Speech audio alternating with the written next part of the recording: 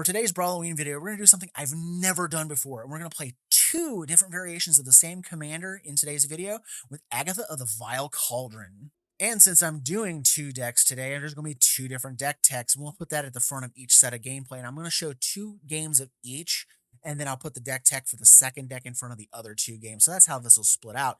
So first off, this is my Brewing Trouble deck. This is the activated abilities build where I'm focusing exclusively on activated abilities of the creatures and the stuff in the deck. So for those who don't know what Agatha does, she is Agatha of the Vile Cauldron, 2 mana, 1/1 human warlock. Abilities that are activated cost X less, where X is the power of Agatha, and she has her own activated ability of 4 red, green. Creatures you control get +1/+1 and have haste and trample. So the idea is to get her up to 4 power and then activate her for 2 mana to do +1/+1 and trample and haste for every time you activate the ability. And then we have ways of putting counters on her or boosting her power in some way, and we'll take a look at those. I'm not going to go over the whole deck, we'll just go over the highlights. So we have things like Mephit's Enthusiasm, all the overflow damage. You cast Agatha afterwards, she gets a little bit bigger. Picnic Rune or dump counters off of this on the adventure side, and then you have a nice little attacker afterwards. Ozolith the Shattered Spire puts an additional counter on stuff. We also have Hardened Scales in here, does the same thing, but this also allows us to put counters on things over and over and over again. Then we also have the stuff that you activate as you go along. We have Vindictive Flamestoker. It has an activated ability which costs less with the oil counters, but we don't care about that because as Agatha's power goes up, it gets cheaper as well. Ovira Pashiri, it allows her to tap and pay a cost. Well, if you have 2 power or more, you can pay a green and tap to create a servo token. If you have 4 power or more, you can pay a green and create an XX construct token equal to the number of creatures you control, and that comes in handy. Then we also have Dragonkin Berserker. Guess what? Boast is an activated ability. It's a trigger to start off with because you have to actually trigger it on the attack to be able to use the activated ability, but Boast itself is an activated ability, so you can cheapen it up, and you can, at 4 power, a red, you get a 5/5 dragon to go with the Berserker and everything else you have on the board. We have a Sevilla Ice Shaper. It's a 2/4 for 3. Pay 3, tap it, create a Icy Banalith token, or pay 6 red, green, tap it, look at the top 4 cards. You can cast a spell without paying its mana cost from among those cards. So early game, you can get it to where you're paying 1 mana to make a little mana rock. And then later on, if you get her up higher for 2 mana, you can, flip the top 4 cards and start casting stuff for free. Pretty good. Nice thing to have in the deck. We have Orthorian, I can't pronounce the name. Orthian, Hero of Lava Brink. It has an activated ability to copy 1 thing for 1 in a red, or 6 red, red, red. You create 5 token copies of something. So you can pick something on the board to just come attack and overload through. If you want to, for triple red, if you get Agatha up high enough, or, just for the single red with her on the board, don't even have to pump her up. You can make a copy of something that's important and swing with it. And then we have Leafkin Avenger, which is really nice. It adds adds a green to our mana pool for everything that we have that's 4 or greater, including itself. And if you're pumping your stuff up, you're gonna have multiple ways of getting that mana. And then for 7 and a red, not with Agatha out and having her pumped up, you get to deal damage equal to its power to a player or a planeswalker. So it's kind of nice as you're pumping up the Leafkin Avenger and her, you eventually get to make this cheap and just start blasting away. And we also have Trollbred Guardian. Adapt is a activated ability. So, 1 more power on her. It costs a green to adapt 2, and it cheapens up some of the other adapt costs on the creatures in the deck. And then lastly, we have Specialize. The Specialized cards that came in the D&D set that they put on here, those are all activated abilities as well. And as long as Agatha is pumped up, they get cheaper and cheaper and cheaper as they go. So we have several Specialized cards in the deck as well. So let's get to the gameplay, and then we'll move on to the other variation of the deck. Nicol Bolas God Pharaoh. All right, well, let's see how this does. I've built 2 variations of this deck. This is the variation that allows us to activate a lot of stuff. The other version I did is just all about, I'll keep that land, is all about Goblin creature type mostly. I was trying to come up with what to do with the deck, and I wasn't quite sure. I'll wait until I can do something with like the Mephit's Enthusiasm or some other way to bolster the power of Agatha. I don't like Robber of the Rich, so it's gonna die. So then the next thing I cast, which is probably going to be Agatha, will get a bonus to its power and toughness. Now the bad part here is, go ahead and pay this because I want the stuff. Theoretically I should do Kyrian Beast Caller first, and then it gets counters, but that would be dumb. So we're gonna go ahead and just do Agatha. So she gets the perpetual +3/+1. And then I'm also going to do, yeah, I'll go ahead and do the Kyrian Beast Caller. Give them options to shoot at if they need to. Of course, a board sweep would just kind of suck here. Okay, I was like, am I about to speak this into existence? Sworn Thought Thief. I almost have to wonder if they have a, what is it, a rogue tribal type, or not.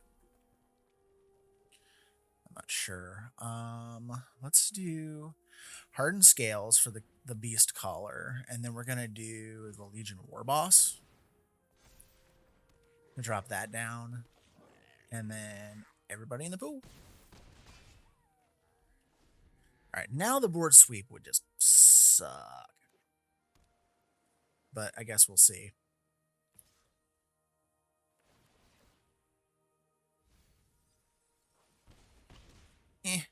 Okay. There's the board wipe. Yeah, there it is. They can kill everything except for the Kyrian Beast Caller. It's the one thing that'll survive. Take action, decline removing the perpetual effects. I almost always forget that.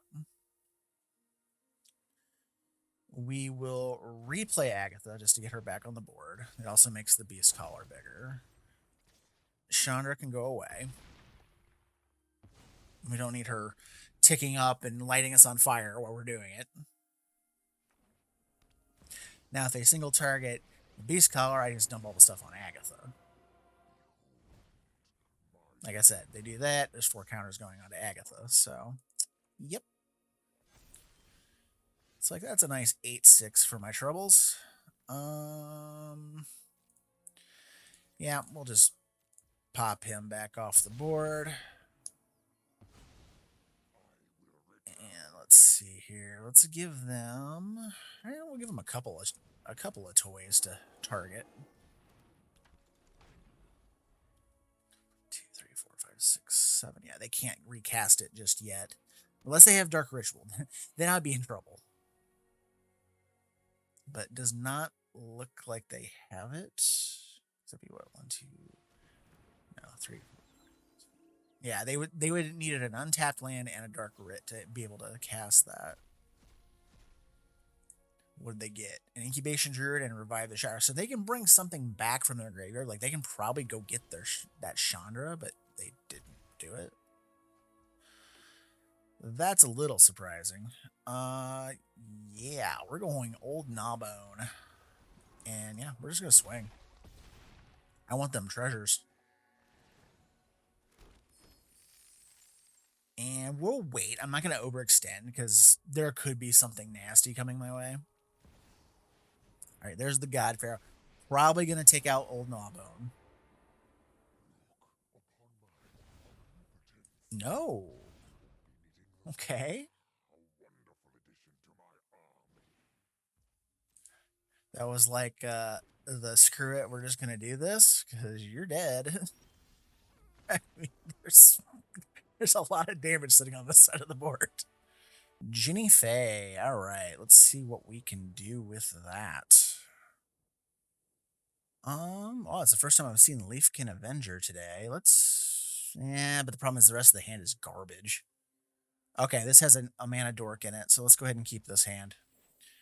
We'll do Stomping Ground on 1 tapped, and then I'll do Copperline Gorge on 2 for the Druid, so we can dodge shocking ourselves, but still get both lands into play on time. So we have Incubation Druid down. We can drop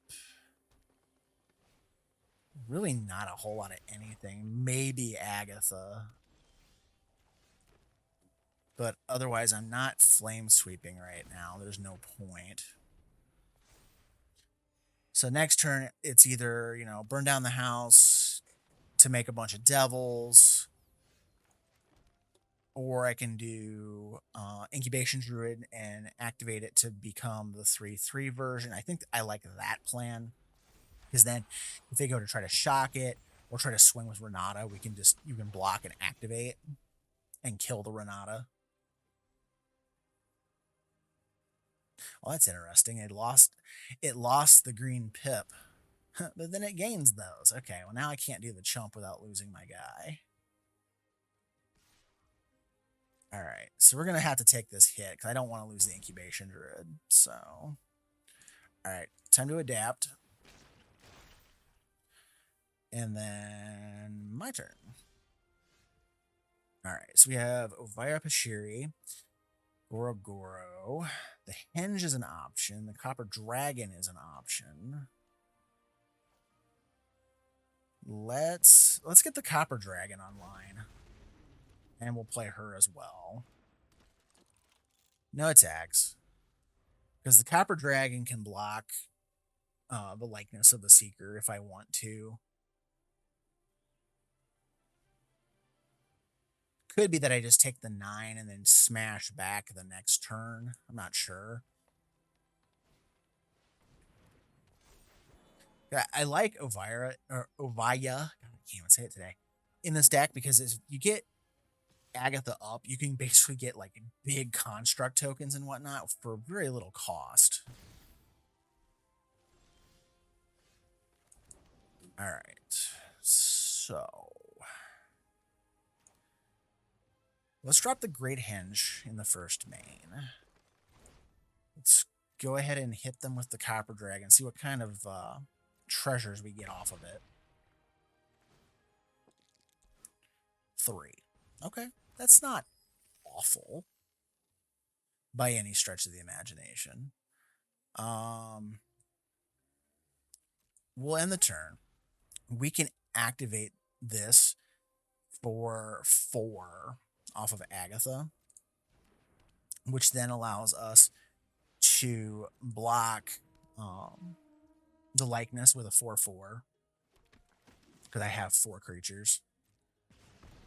Luckily, that can't hit us, or the creatures. It can only hit that. So, really? Okay, well, I'm going to go ahead and do this. Pass to blockers. We're going to block Jenny Faye. And we're going to block Renata, because I can do that. So it takes care of Jenny Faye for a turn. It takes care of Renata for a turn.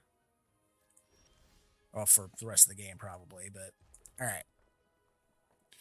So let's play Goro, just because I want the card off the Great Henge. Ooh, a Mephit's Enthusiasm. All right, this is actually pretty good here.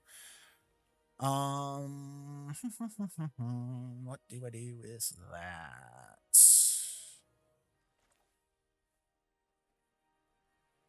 I think I'm going to use that to get rid of this Likeness of the Seeker, because I'm not a huge fan of this card sitting across the board from me. And then we'll go ahead and swing at the dragon, because I want treasures. 17. Okay. Well, I got mana for days. Let's just do this and make devils. All right. End turn. So that gives me chump blockers, and it also gives me additional creatures on the board for Ovaya to make constructs with.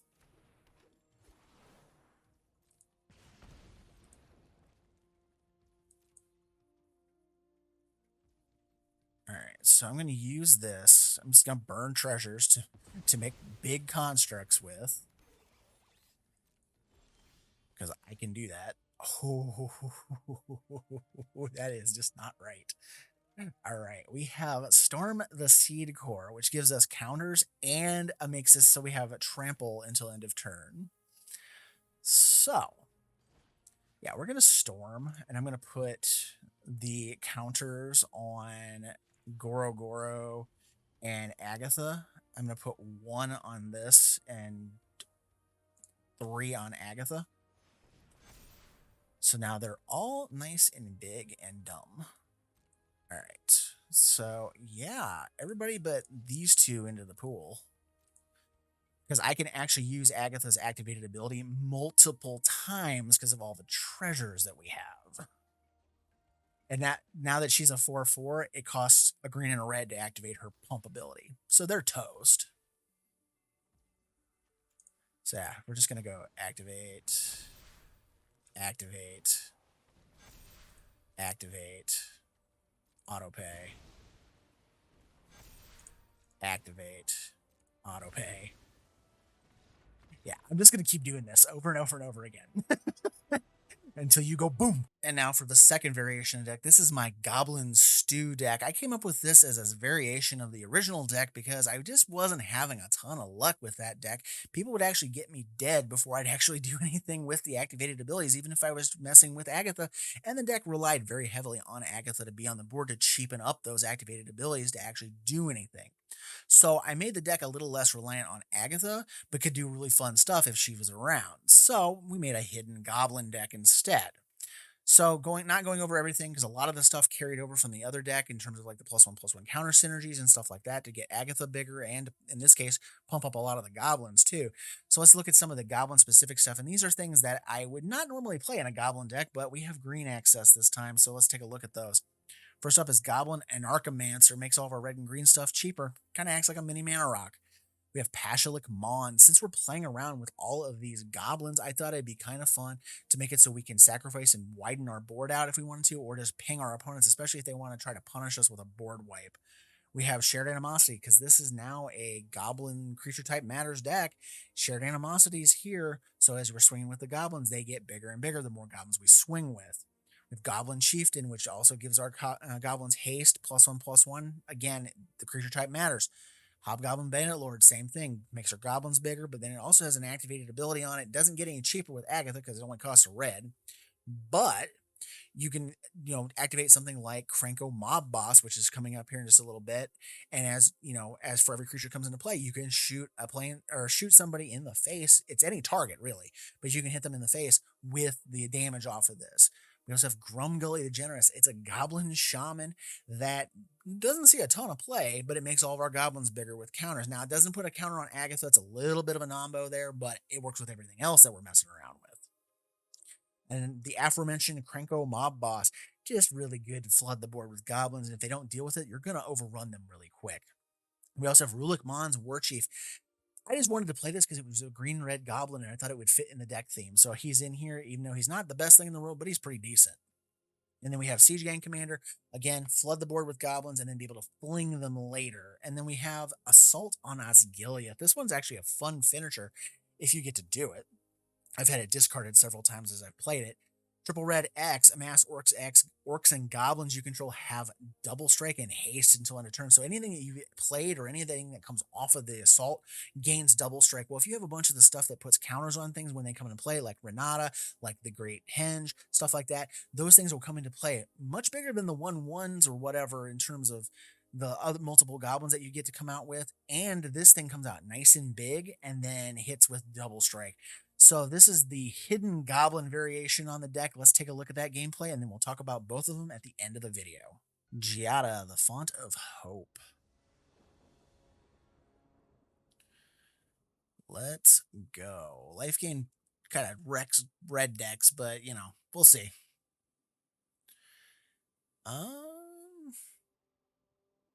Yeah, this is kind of a toss-up hand. Excuse me. Ugh, my late nights and early mornings are catching up with me.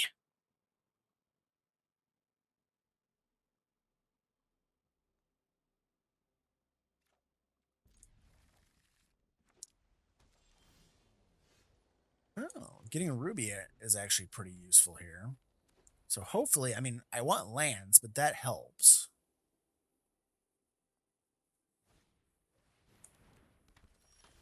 Because honestly, I thought I was going to mulligan, and I kind of had a little bit of a brain fart there. But that's okay. As long as Ruby is around, I can cultivate next turn. if the worst case scenario happens. Otherwise, might be struggling a little bit. All right, there's Cold Steel Heart. Don't look at my ruby. All right, we're going to cultivate. We'll get one of each.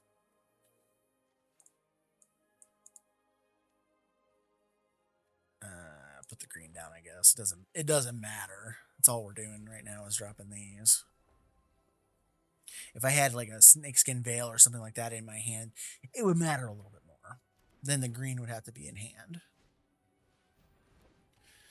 All right, there's Giada. All right, so now becomes a question of what do I do? I think it's going to be the Kyrian Beast Caller and the Goblin War Chief. And you know what? I'll attack. Like you want to lose your Giada? I'm okay with that. They have to spend a turn redoing their stuff. You know, it's like whatever.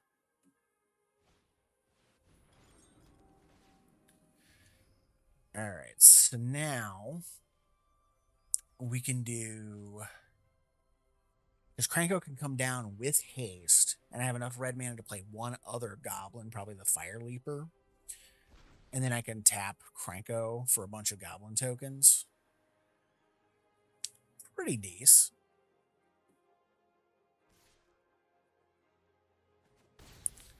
Alternatively, I could just play Kranko and then leave Gaia's Gift up.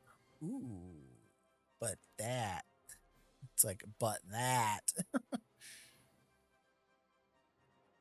I like this plan a little better because now I can play Tribute, play the Teeter Peak and the Fire Leaper.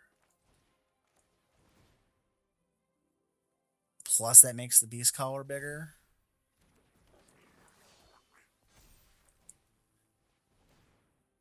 That gives me some toys to play with.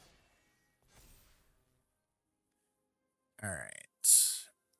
Yeah, I'm swinging. Because I don't care. I mean, they'll probably, like I said, it probably doesn't matter. They're going to take the hit. All right, so that gives us the ability to play Kranko and then tap out Lifelinker. Ah.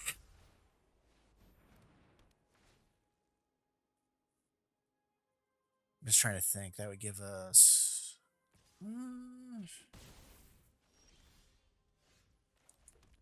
more red is good. Let's go Mob Boss. Because I'm all for that.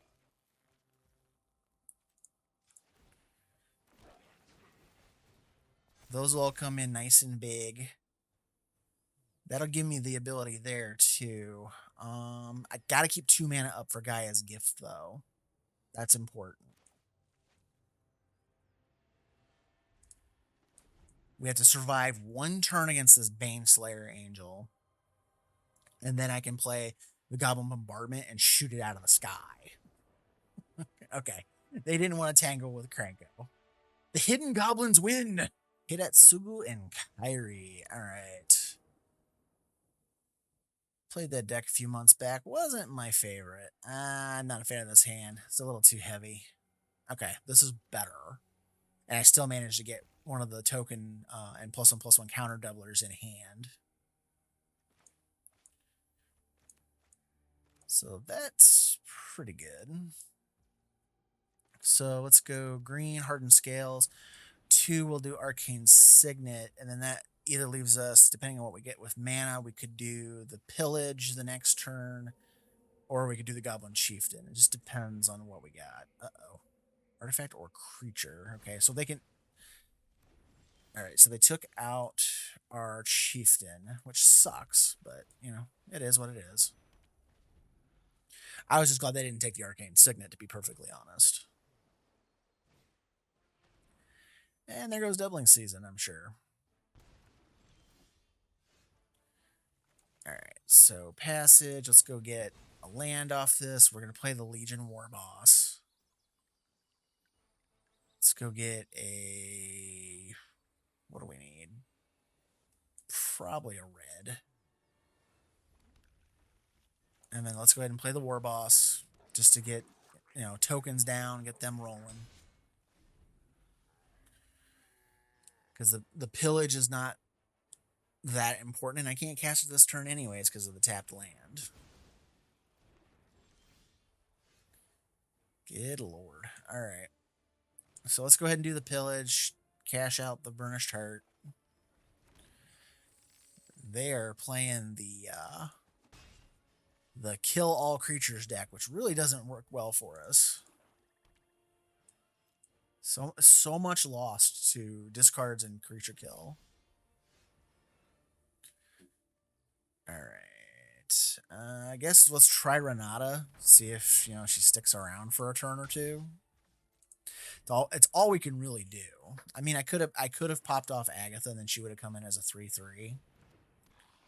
Okay, it's a Gixian Puppeteer. I'm okay with this, to be honest. Let's see. So the Henge would come in, but that's all it would do. I couldn't do anything else with it. Let's go ahead and drop the Henge while they're tapped down. Is there anything in their yard? No. It's like, I'm not attacking because they would probably gladly trade the Puppeteer for Renata. All right, there's Hidetsugu and Kairi. So they're going to get to Brainstorm, essentially, and then when it dies, yeah, they can blast us with big damage. It's been so long since I played that card, I can't remember exactly what it did. But that's okay.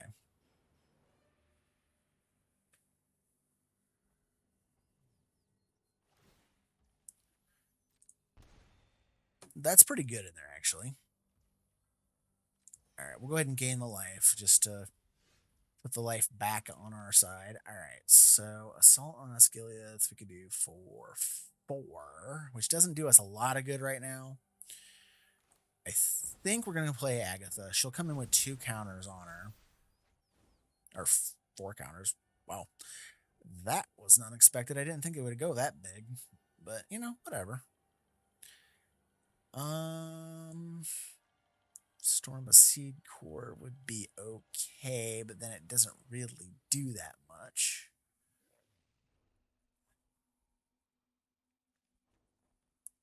Yeah, we'll wait. Like, I need more goblins. Like, Assault on Asgiliath would be really good with a bunch of goblins. Now, if they want to bounce something, they can bounce Agatha, or they can bounce Renata, or the Henge, or whatever.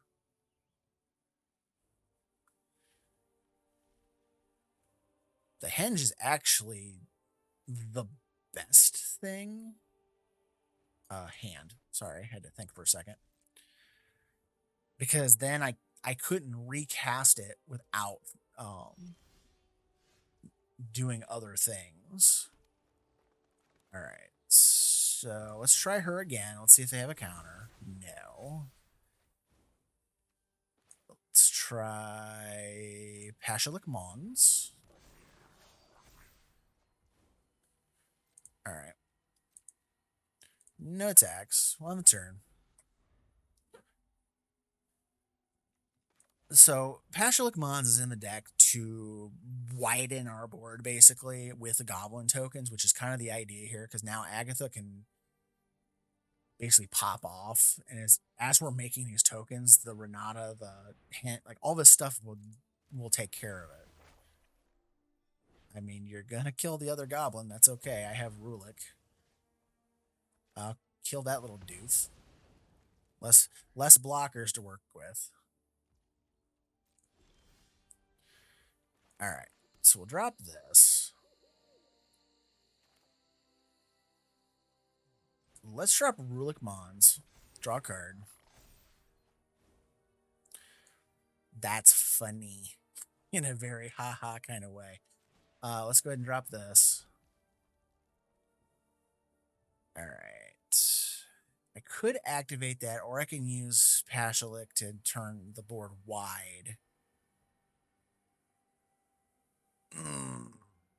Best turn. We're not going to do this yet. You get my Storm of Seed Core, or you get my Assault on Asgiliath.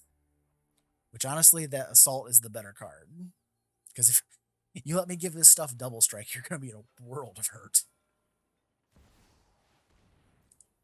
All right. So there is that. My turn. Ooh. All right. I think I can kill them, or freaking dang near. Let's go with. Let's do Mephit's Enthusiasm, get the Hidetsugu and Kairi out of the way.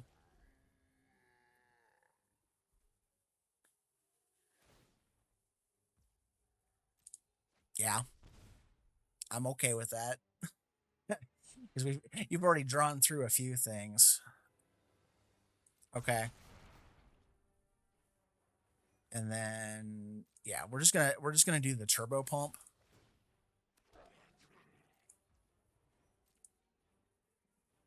So like Agatha's gonna pump. Activate. Activate. Activate. Oh wait, I've already used all the mana. Okay, never mind. Okay. Yeah. You're toast. And that's the idea. You get a bunch of goblins on the board, and then you just start activating Agatha over and over again until they just trample on over. So what did you guys think? I really enjoyed the goblin variation of this deck. It just seemed to work a lot better for us, and we still got to be able to do the activated ability stuff that you wanted to do with Agatha, even though we were mostly just doing it with her own ability versus everything else. It just seems like the other variation where you were trying to get all the other stuff cheapened up so you could actually make them reasonable to use just kind of floundered until it either did the thing or you were dead because your opponent took you down too low before you could actually do anything else with the deck. So if you're going to build these decks either way, I would lean very much so towards that goblin variation because you can either then flip the deck into mono red goblins or some other variation in the future and have those goblin cards on hand to use. Let me know what you think in the comments below. As always, thank you for watching and have a great day.